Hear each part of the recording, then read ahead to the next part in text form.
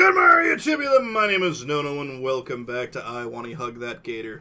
We are continuing right along. It's December. Winter in Volcaderic Bluffs is officially here, and as if to celebrate the occasion, tonight is St. Hammond's Winter Formal. Wait, I'm sorry, we're jumping right ahead? Holy shit, hard to believe it's already here. It really crept up on me. Whenever I remember the event coming up, I just force it out of my mind. The whole thing has me pretty anxious. It's like a date, but on a whole new level, like there's some formality to it. I'd better not mess this up. Anyway, I find myself with a new difficulty in my life. Over and under and around and under and tug and ah!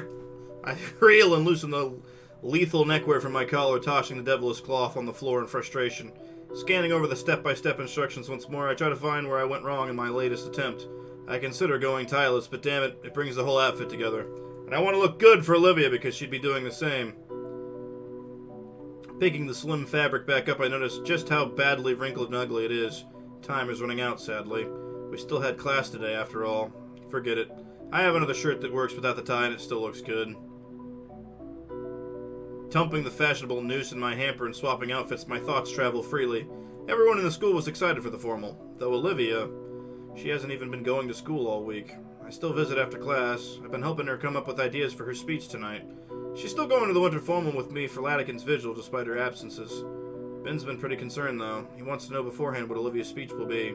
Like you can rush art. She'll have something in time.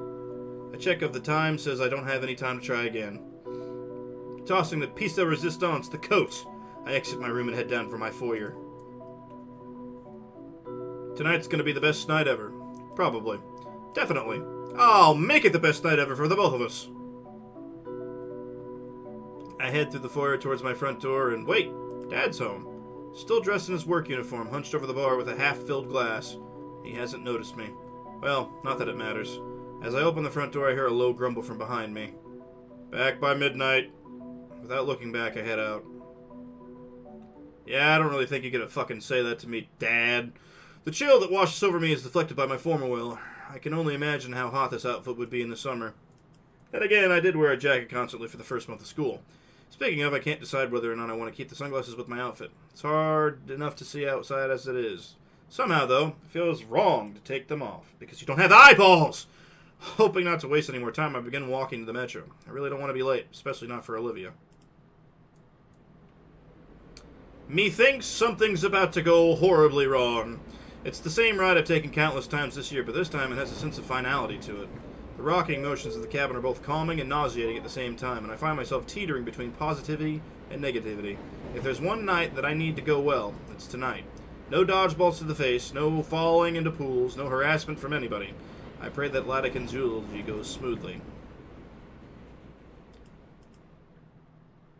Ooh, Christmas! I find comfort in the routine walk from the metro to the Payne residence. As I stand outside the house, I realize I forgot to bring any flowers. But this isn't prom yet, so I think that's okay. It's December, and that means festivities. The house is adorned with a row of colorful Christmas lights. Guess who had to put those up, too? It was worth it to see Vinny smile like that, but man, at this rate I'm gonna get jacked doing all these chores for them. After a quick knock at the front door, I wait patiently for an answer. I hear some voices on the other side. Something about being too cold, I think. It was pretty funny the first time, but they do this every time I swing by. I didn't think the weather bothered them that much. A moment later, Damien swings the door open. Oh, damn! Look at him! He's looking hella good! Sorry, my mustache is killing me. Hey, Inko, you're looking snazzy! Thanks, this is all new stuff. Think Olivia will like it? Probably, but she'd probably just be as excited seeing you wearing any old suit. Well, it's the effort that counts, right? Yeah, like, I wanted to wear a t-shirt that looked just like the real thing, so I could be cozier and not steal ties or any other annoying stuff. But Mom threatened to beat the snot out of me if I did that for some reason. Thought I'd get away with doing it anyway, but then Liz threatened the same thing. Girls, right? Anyway, come on in, it's staying cold. He slams the door behind me when I step in. The inside is also decorated for the holidays. Sophia must have spent hours decorating, as the living room is a tapestry of Christmas spirit. Doesn't fucking look like it. It even suffuses. What? Suffuses the air? That's not a word. With the internal heating mixed with the scent of sweets baked with cinnamon. I'll have to ask her later to take pictures of this beautiful holiday scene within the living room. Oh, Liz looks good. And goddamn, Liz has bigger tits than I imagined. Liz and the Paynes are still sitting in the living room. Hey, guys. Inko, is it true you ordered a... I think it's supposed to be a surprise for her. Oh. Thanks again, though. It's crazy getting one of those. Yeah, Olivia's gonna love it. I really feel like we should have pitched in more, though. Don't worry about it. It was my idea. Alright. Nice suit, by the way. Why, thank you. Damien nonchalantly takes the seat on the couch next to Liz and wraps an arm around her like it's no big deal. Damien looks at me and flickers his eyebrows. He knows what he's got. Yeah, what a player. I should try that with Olivia. Miss Payne can't hide her excitement any longer. Oh, that's precious. My little boy's all grown up now. Mom! Now, Damien, your parents' it's your parents' God-given right to tease you. One day you'll be doing the same to your kids. You guys better not be like this all night. Where's Vinny when I need him? He's in bed for the night. I thought he was going to karate sleepover. Not with that cold, he isn't. Dang. I told him that would happen if he kept staying up so late. Staying up late? Last time I saw him, he was... Come on, that thought is just ridiculous, but... Could the kid have been affected by what happened? As the silence in the room drags on, I decide to speak up. So, is Olivia getting ready? I think so. I helped pick out a very nice dress for her, just you wait. She's probably taking a while to get it on. You know how independent she is. Huh, yeah, I do. Either way, I send Olivia a quick text that I'm here. Crash! What was that? Olivia comes out looking nonplussed by the violent noise. Tipped over my lamp, sorry. This dress is more restrictive than what I'm used to. That's restrictive? Her dress looks simple, though it is quite vibrant in color, akin to one of Olivia's past paintings. Aww. Oh no, did it shatter? Is everything okay? It's fine, I'll fix it later. Olivia rolls around the couch and lifts herself from the chair to the spot next to me. Hey Olivia, you look great. I wrap my arm around her shoulders and draw her into a hug. She kind of reciprocates it, at least letting herself be pulled in close by shifting back. So, when are we going? Any minute now, just wait. My arm falls away from her. I was kind of hoping I could hold her like Damien's holding Liz. Oh well. I can still do something else, for everyone here too. I draw my camera free from its protective carrying bag. Ooh, good thinking, Inko! With a smile, I move to the middle of the room. First, I focus on Olivia. Inko, Come on, Olivia, you look so good in that dress. Her frown vanishes for a moment. With her hands, she shifts her shins to cross them and then lays his back against the armrest of the couch. Good? Beautiful. I turn the display to Olivia to show her, and she nods back in satisfaction. Her shot's done. I switch to Damien and Liz. Liz has an embarrassed smile, and Damien readjusts his hands from around her shoulders to behind her back. Her blush has finally reached her shoulders, and I can't help but think it's because of the new placement of Damien's hand low on her side. Man, what a way to open this set. Taking my spot back on the couch, I allow my DSLR to hang freely around my neck. I wanted to be ready for an impromptu shot tonight. So, what's everyone's big plans for the night? We're all talking once more, but it feels subdued. First at the buffet, obviously. I heard that they got one of those fancy fry cook guys that do all the fancy food flipping, though. They didn't, Damien. They didn't? Why? Then why did I hear about it? Because I asked if you wanted to go to one of those restaurants. Oh. Some quality food sounds like a good way to start. Right, Olivia? Did she hear me? Olivia? Her silver eyes bore into Liz, but she isn't paying any attention to that. After that, though, we're gonna dance for the whole night. Yeah, I've been wanting to show Damien how to properly dance. I know how to dance. That isn't dancing, it's barely moving. The two laugh silently while they hold each other. Lucky you, Liz. There's that silence again. I nudge Olivia a bit with my elbow to signal she should cool it. She doesn't respond. Olivia rubs her knees, nervously humming to herself. Ah, look at all you. I'm proud. Randy puts an arm around Mrs. Payne's shoulder. I remember when I took your mother out to the homecoming dance.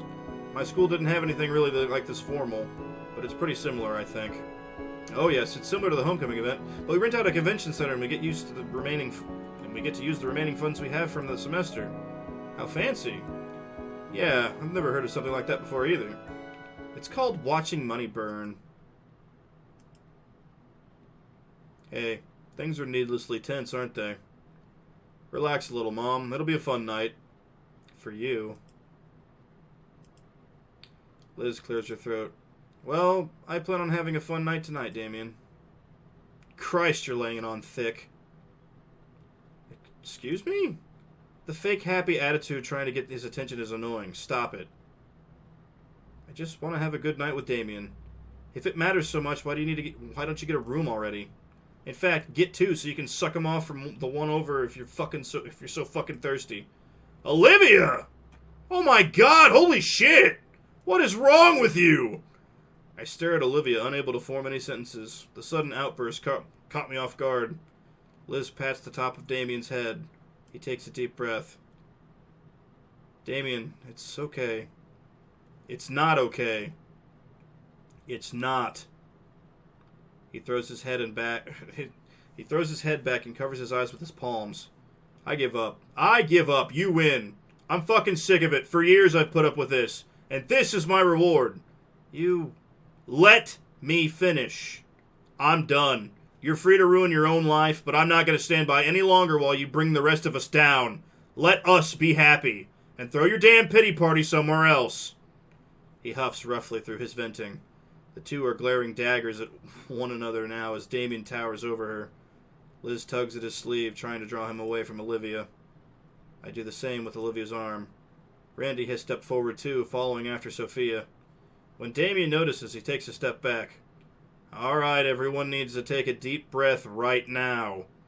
Olivia, you don't talk to your friends or our guests that way. Damien, that goes for you too.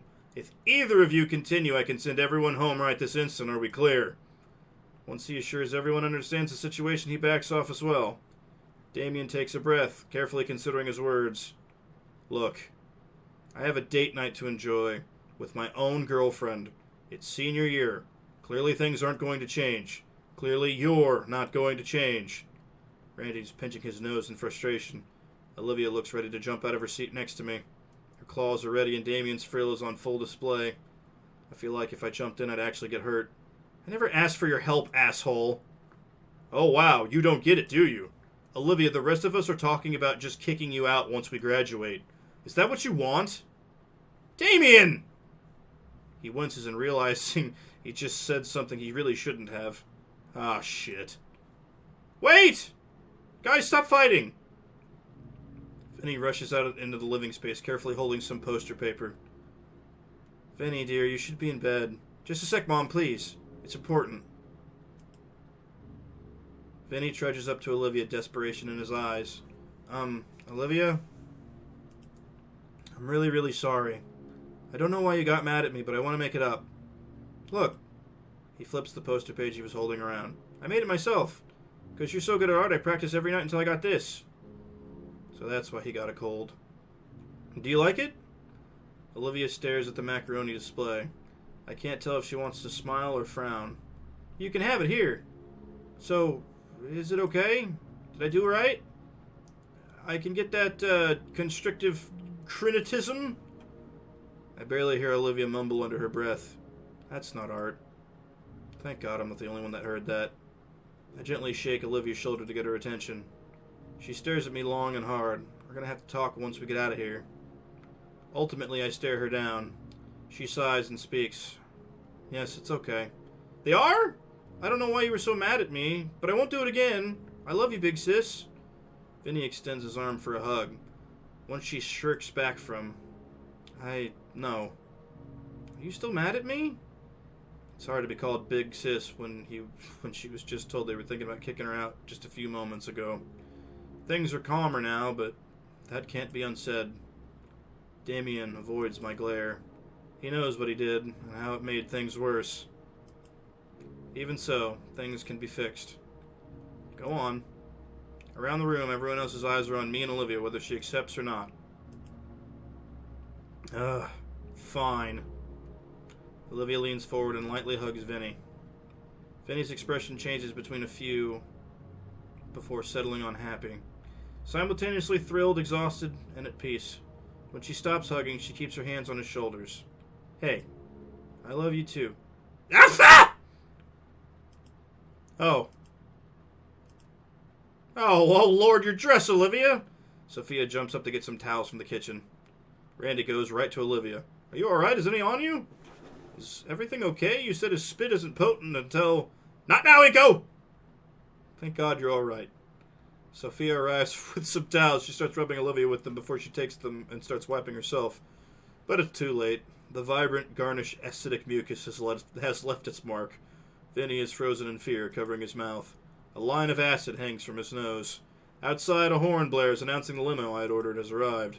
There's our ticket to leave this shit show. Olivia, we should go. Are you okay? Vinny, what did I tell you? Stay calm. She's all right. Listen, you should go to bed, all right? Okay, just... He picks up the macaroni poster again, hiding behind it and slowly inching towards Olivia. He inches closer step by step, slowly reaching out to give it to Olivia. When she notices, she stops scrubbing to violently jab her head in his direction. Are you serious? Just go the fuck away already! Oh my God, you're disgusting! I'm sorry. I was just excited. Worked so hard on it. I'm sorry I got sick. Please take it, please. Olivia slashes forward, ripping the page to shreds. Loose pasta bits clatter across the floor. Vinny stands holding the small edges he's left with frozen in place. Go the fuck away, you annoying little shit! Olivia Halford! It's too late. He's gone. I hear his breath catch, and he sprints to his room. He doesn't cry and doesn't wail. Slam. How did this happen? Dear. I'm on it. Sophia follows Vinny to the depths of the house. Olivia. Does this mean she's not allowed to go to the forum with me? What? Does it? Randy's coloration is turning a deep shade of crimson, his hands curling into fists. No, you should be out of the house for a few hours. Randy turns away from Olivia. Just go already. I don't care. Olivia moves herself to her wheelchair and right out the front door without looking back for even a second. The door is left ajar behind her without a care for the rest of us still inside. Our ride is here. Are you guys ready to... you know what? I think Liz and I can have a date night elsewhere. Is that alright with you, Liz? Yeah, sorry, just tense, blah. Damien nods. You two should go. Now. You sure? Yes, he's sure. Have a fun fucking night. Alright, bye, Randy. He's on the floor now, picking up the torn remains of the poster and pasta. I'll have her back before midnight. Please do. I scratch the back of my head, wondering if there's anything else I can do in this situation. For what it's worth, Olivia's been really having a bad couple of months, and it's stressing her out. And Vinny really should have stayed in his room if he was sick, you know? Why are we sticking up for her? She's a fucking... That was the worst thing she could have done. So, sorry for the... You're letting all the cold in. Oh, sorry. As the door closes, I hear Randy mutter to himself. Damn it, Olivia. Damn kid. Oh, man. It's cold out. A biting wind blows through the neighborhood. Ahead of me by the curve, the limo waits with an open door inviting me in. The driver is by the trunk of the limousine, probably putting Olivia's chair away. We were all going to enjoy a luxurious ride of the formal together. Well, more room for us. Besides, not all is lost. Olivia and I will have a great night together. Despite the rocky start, I know it. I climb into the heated limo, taking the time to fully appreciate the high-quality interior. It looks just like in the pictures. Very nice. Plush velvet seats and a mini fridge filled with high-quality sodas. A ride of the formal some would kill for. Olivia sits close to the front. I sit beside her and the door shuts behind me. I lean forward, opening the mini fridge and revealing the treasure trove held within. Olivia doesn't seem that impressed. She's back to just staring ahead like the last 10 minutes didn't happen. Hey, you alright? No. Why would I be? She doesn't elaborate further. She moves one of her hands, revealing one of the dried acid stains on her dress. It's not pretty. I pick out one of the cream sodas and crack the cap off. Looking at the fizzy liquid within the bottle, I consider what to really do. While the start of the night had been bumpy, we could still finish on a high note. I bring the bottle up to my lips. I'm not sure some sugar would help get the brain running better. As we round the corner, she takes it from me. Olivia must have thought similarly as she chugs the creamy drink down in a single long gulp. She lets the bottle drop to the floor and then turns to look at me in the eye. Want to go home? But... Her voice peters out and she stifles a sob. Once more, the stain is on display. The thought comes to mind. Withdrawing my phone, I do a quick check of my saved-up allowance. I'm sure it's enough, so... Don't worry, Olivia. Her head tilts in confusion, but I smile. Consider it an early Christmas present, okay? What? Tonight has to be special. Not just for me, but for Olivia as well. So, some extra money thrown around is nothing if it'll help her. She'll probably want to turn it down, but the alternative is going with that stain on her. With as much care as possible, I move towards the front of the limousine until I can kneel behind the driver's window. I give the glass a gentle tap, and the chauffeur opens the window. We'll be arriving at the convention center in 24 minutes. Actually, I'd like to request a short detour. In the rearview mirror, I see him quirk his eyebrow. You'll be charged extra for gas and time, sir. I'm sure I have enough. That's fine. Could you take us to Penthesials? Shouldn't be too out of the way. Very well. The window closes and I slowly move back to Olivia. My foot catches on her discarded bottle and I stumble over her, my hands bracing around her head. Honestly, it could have been a smoother move like Damien, so I ran with it. Inko, what did you do? Just a little change of plans. You don't mind, right? No. Just want to get through the night. Oh, shit. The rest of the ride was spent in relative silence. We go through a few more sodas and I watch as the passing trees outside give way to the highways and buildings of the city. All lit up in time for Christmas. At night, the skyline is dazzling. Our ride slows down as we move from the highway to the streets. The first stop of the night is just ahead. I turn to Olivia and see her eyes shut and her breathing even. Hey. Placing a hand on her shoulder, I give Olivia a gentle shake. Hey, wake up, we're here. Oh. Where is here? One of my favorite department stores. It's where I get all my jeans. We can get you a nice dress here in no time. Okay. One way better than that one, okay? Sophia made this for me. Inko is quite retarded. Sorry. You know what I mean. By the curb, the driver has already set up Olivia's chair. Alright, you ready? Olivia doesn't respond. She just takes my hand when offered. The outside of Penthesials is a gauche, silver-plated building stretching tall into the night as an impressive monument to commercialism. But the inside is even more stunning as always. Just like in the last buildings I've been to, it's a white and orange department with sharply dressed managers keeping a watchful eye on the customers. Not for shoplifters, but for any opportunity to jump in and help a shopper find what he or she is looking for. This one has a bar in the middle of the display floor. On the upper level section are cordoned? What the hell? Off for various business parties and wedding receptions. What do you think, Olivia? What do you think, Olivia? Think we'll find something perfect for you? I don't know. One of the managers glances at us. He winces the split second he catches a glimpse of the acid stain, completely understanding our predicament and leading a polite hand to where we need to be. The woman's clothing section is so large it stretches from the back of the store all the way to the front of the first floor. The other half being makeup, perfumes, and bags. The men's fashion is on the second floor and into the basement level where they also sell furniture sets. You see anything you like? I don't know. Her gaze roves over the numerous racks of dresses. Think of it like an extension of your art, Olivia. You're only the canvas. Olivia rubs the last sleep out of her eyes, breathing in deep. Alright. I've never gotten a fancy dress from a store before. She carefully rolls herself through the aisles. Occasionally, she'd get on her knees to better inspect a particular dress. I follow close behind, giving bits of advice. After all, I know fashion far better than her. Eventually, Olivia stops. She picks one of the dresses from a rack, staring long and hard at it. A lavender ball gown, from what I can tell. Simple, conservative. This one's kind of pretty. Plain. She looks up at me expectantly, holding the dress over herself. Really? There's a cocktail dress right there, you know. The kind that's perfect for a full night of fun. Doesn't she see it? Isn't she an artist? Geez, I don't know all the time alone and better skills get this rusty. I know you want to have a good night tonight, like I do. Don't worry, Olivia, I'm here to pick up the slack. That looks okay. But are you really sure? I think so. She takes a closer look. That would be her seeing the price tag. Even a hoodie here can run nearly $1,000. Holy shit! The most expensive thing I wear is actually my socks. Hey, don't worry about the price. If it makes you feel better, I can find you something a bit cheaper. Alright. Hey, Inko, now's your time to shine. Alright, I'll be right back. Just one moment. I stride with great purpose through the department, scanning everything that would look great on Olivia, occasionally picking one up, seriously in my element. In moments, I return to Olivia with a careful stack of dresses. Whoa! It's gotta be one of these, I just know it. They all look pretty good. Which one? There's some changing rooms over there, come on.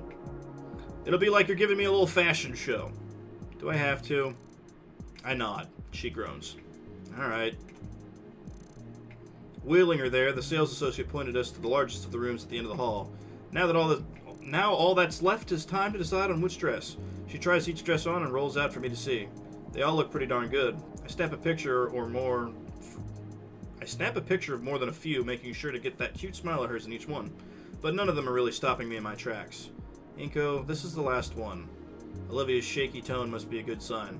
I set the best one as the last of the pile, Olivia. She still hasn't come out, though. I don't, could you come and check then? I shrug and pull the curtain aside. Oh, yes! Satin finish, perfectly fit. It really brings out all of Olivia's best features. Olivia, you look amazing. I think that's the one. You sure? This is a bit revealing. Have confidence, Olivia. Her head turns away, but that small, precious, and genuine smile of hers finally returns after being missing for so long. I was worried I'd never see it again. But just as it appears, the smile falls away as something gets caught in her gaze. This is more expensive than the one I wanted. Oh. Hey, don't worry about the price. I'm paying for it. Olivia doesn't respond. She just starts rolling to the checkout. Miss! We turn. It's one of the managers carefully holding out the acid-stained dress on one arm. What about your old dress, miss? Throw it out. I don't care. He glances at me. I nod. All right. He politely bows and heads off to dispose of the ruined cloth. Her gray eyes linger on the ruined dress until it vanishes around the corner. I hope this was worth it. We're going to be pretty late. Yep, we're taking a whole new meaning to fashionably late, aren't we? But no, we aren't that late. It's only been... That was an hour?! Oops, guess we got a little carried away, huh? Yeah. I hurriedly push Olivia to the register, thankful that the cashier saw our hurried expression and rang us up quickly. The limo is waiting outside for us, and in no time we're all speeding off to our true destination. Oh, man. Along the way, I finally have a moment to think. Finally, we're on our way to our big date night, and once we're there, we'll have plenty of time to eat, dance, have Latikin's speech. Ah, crap, I nearly forgot with all the excitement. Hey, Olivia. What do you have ready for the speech you're going to give in honor of Latikin? Oh. I didn't do it. Didn't do what? Anything. I don't have a speech. The admittance sends a small chill through me. You don't? Nope. But you said you would. I messaged you like 3 times reminding you. I know. And I didn't do it, okay? Oh, man. I don't think Latikin would care much either. I feel something heat up inside me. Can't she at least stick to her commitments? Okay. Latikin was her teacher, but he was really important to you. Bit of an understatement. You can definitely do this from the heart. Yeah. Just do this, Olivia. For Latikin and for me. Whatever. Thank you. I know it'll be great. People will love you for this. For the rest of the ride, I leave Olivia to think about her speech. You know what? Ben can probably help here as well, knowing him. Alright, we got a plan. This is going to be great. Oh, the shining moment finally comes as our limousine pulls into the open carport in front of the venue. We wait in deafening silence for another minute or so before the passenger door opens wide. Taking initiative, I step out into the open as the driver sets up the wheelchair with a flourish. The original plan was to have the ride be a set piece, and we'd wow the crowds waiting to get in with our grand arrival. Given how late we are, though, everyone's already inside.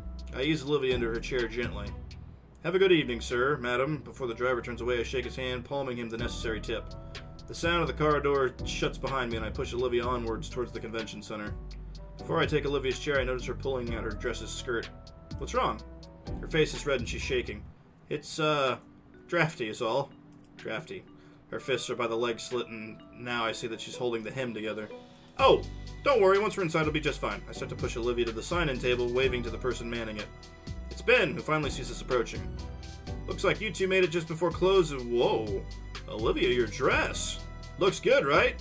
Ben looks between Olivia and I before nodding and smiling a shaky smile. Yeah, it's fantastic, Olivia. You look great when you speak tonight. Oh, about that, I was planning to bring this up. Olivia actually didn't prepare as well as she could have. You know? From where I'm standing, I really can't see Olivia's expression, but Ben looks worried as he looks at her. Not to worry, here. He pulls a sheet of paper from his clipboard and hands it to Olivia.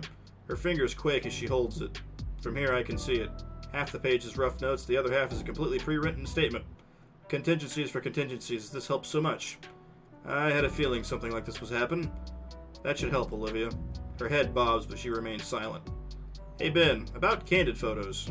This time I'm cut off by Ben. It's fine, Inko, and between you and me, the best place for shots is from the second floor. Thanks. Olivia and I are finally signed in, and Ben begins to help the last of the other late attendees. We move past the check-in, venturing deeper into the halls of the venue. Ahead of us, an open set of double doors leads to the main hall. Near the side, we enter lies several rows of occupied messy tables. The other half is reserved for the dance floor. And on the far side, a large stage for live performances. The dance floor is alive as pop music has started playing from wall-mounted speakers around the area. Now that we're here, I didn't think they'd take the winter part so literally. Drapes of white and light blue hang along the walls. All the table centerpieces look like crystalline statues shaped into snowflakes. Even the large chandelier hanging above the crowd seems to be drooping icicles dangling down from it. Above us all is a giant glass ceiling that opens into the night sky. There's too much light pollution to make out any constellations, but the moon is really pretty. An image comes to mind, immediately. Lights dimming, music slows to something soft. The only real source of light is the moon hanging overhead. A true moonlit dance. I wonder if I can make that happen. It would be so nice. This isn't the room. This isn't the only room, of course. Off to the sides in several directions are doors that lead to other halls and rooms. Olivia's looking around at the other exits, too. Well, we made it. I'm a big fan of the music. I was expecting some kind of mood-killing Christmas music. What about you, Olivia? Yeah. Maybe we hit the dance floor, or... Wait, I want to get a few photos before anything. This will be a night to remember for sure. Inko! Huh? The memorial. Oh, you want to go there first? Olivia nods her head gently and starts to push herself to one of the side doors. I let go of the camera hanging around my neck, walking with Olivia while we start to search for the memorial. The memorial room isn't that hard to find. It's a smaller room, well lit and with little furniture. On the far end, a framed picture of Latican and some of his old pictures from his classroom. Some from him, some from his students. There's a few other students here paying their respects. Olivia taps my wrist with her tail and I let go. I walk alongside her as we approach the portrait. I wonder when this was taken. It can't have been that long ago. He looks like he did earlier this year. We've been standing here for at least 10 minutes. It's good to mourn a teacher as great as Latican, but Olivia is just staring blankly at the memorial with a broken expression. In fact, it's eerily similar to a reaction when Ben and I found her after the school told everybody. How long has it been since then? I notice Olivia's hand resting idly atop the wheelchair armrest, and I place my hand over hers. You feeling okay? She shakes her head in response. We can't stand around her all night, Olivia. Don't you want to go eat? She lowers her head. Just a bit longer. I watch Olivia parse her lips fiercely, fighting the urge to cry. After another minute, though, she seems to gradually return to normal. Okay, let's go. I grab her wheelchair and walk the both of us away from the memorial room. Oh, okay. Alright, you're gonna hate me. We're gonna stop here for now. Okay? You're gonna hate me. I'm sorry. We're gonna pause here for now. We'll continue prom in the next episode, since that was a scene change. And I really feel like things are like getting like slashed away from us. I don't know if I've been choosing incorrectly, although most of the choices that have been presented in the story so far have felt like yes ands. I don't know if I've been doing things wrong. I know there are multiple endings to this. I don't know what they are, but I know there are multiple endings to this. I really hope we're not headed down the lane of a bad ending, because I don't know what the hell I would have done previously that would have sculpted this in that way. But, for right now, thank you guys so much for watching. Please like, comment, and subscribe. Tell me what you think about this episode down in the comments below, and I will see all you know bros later. Peace for now. Bye!